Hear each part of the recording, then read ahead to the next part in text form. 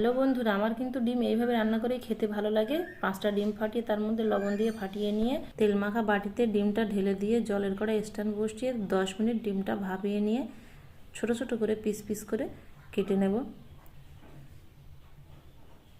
কড়ার মধ্যে সর্ষের তেল দিয়ে ডিমটা লাল করে ভেজে তুলে নেব। ওই কড়াতেই আরও কিছু গোটা মশলা ভেজে নেব।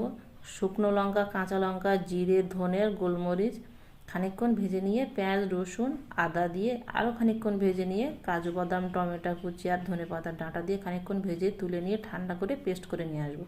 ওই কড়াতেই সর্ষের তেল দিয়ে গোটা গরম মশলা দিয়ে পেস্ট করে রাখা মশলাটা দিয়ে খানিকক্ষণ কষিয়ে নিয়ে লবণ, হলুদ, লঙ্কার গুঁড়ো দিয়ে আরও খানিকক্ষণ কষিয়ে নিয়ে টক দই আর হাফ চামচ চিনি দিয়ে আর খানিকক্ষণ কষিয়ে নিয়ে এবার ক্যাপসিকাম দিয়ে একটু নেড়ে চেড়ে জল দিয়ে দেবো।